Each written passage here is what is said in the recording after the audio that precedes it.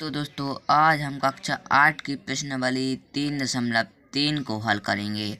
हमने पहली वीडियो में पहला सवाल हल कर लिया था। अब हम दूसरी वीडियो है तो इसमें दूसरा सवाल करेंगे। हाँ, तो हम इसे उतार लेंगे। हमने उतार लिया है, हम आपको अब दिखाते हैं। उतार रहे हैं तो ये हमने उतार लिया है। पहले इन सवालों को हल करने के लिए हमें एक नियम याद रखना होगा।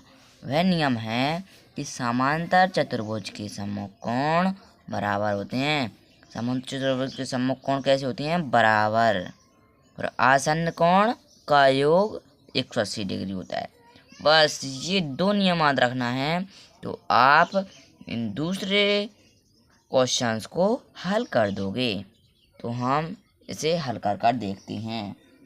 तो देखो, ये कोण B है ना, ये कोण B बराबर लिखेंगे कोण Y।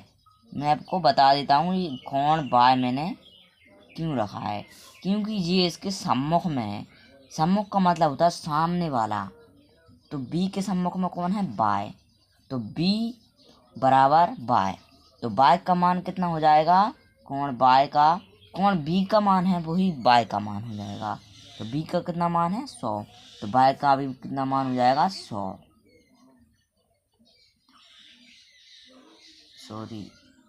डिग्री। 100 डिग्री हो गया। अब हमें क्या करना है? अब हमें Z और X का मान ज्ञात करना है।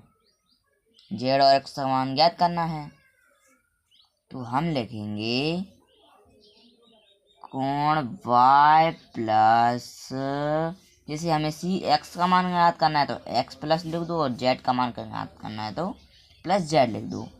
तो प्लस Z लिख देते हैं हम, और बराबर 180 डिग्री। अब देखो, हमने 180 डिग्री क्यों लिखा? आसन्न कोणों का योग 180 डिग्री होता है। ये कौन से कोण है? आसन्न कोण। तो हम कोष्टक में लिख देते हैं आसन्न कोणों का योग 180 डिग्री होता है।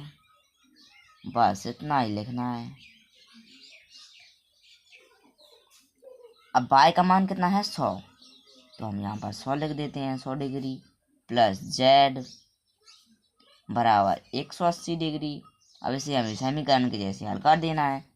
तो ये पहले हम X वाले अलग कर लेते हैं और गिनती अलग कर लेते हैं। तो हमने ये Z यहाँ पर रख लिया, और 180 है तो 180 डिग्री, और जहाँ प्लस का है जी प्लस, जहाँ कुछ नहीं है तो ये प्लस का है 100, बराबर किधर आएगा तो कैसे हो जाएगा? माइनस का। ये हो गया माइनस का।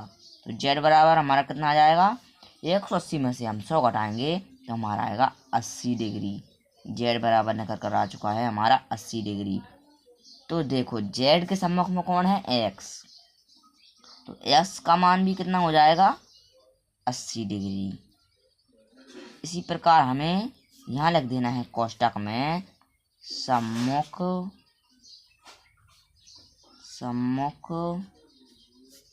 कोण बराबर होते हैं। और हमें यहाँ पर भी लिख देना है सम्मुख कोण। जान नहीं पा रहे हो तो आपको लिख देना है ये कौन सा कोण है? सम्मुख कोण। बस इतना ही काफ़ी है। तो आपको ये सवाल समझ में आया होगा, मुझको पूरा भरोसा है। इसी प्रकार आपको दूसरे क्वेश्चनों को करना है।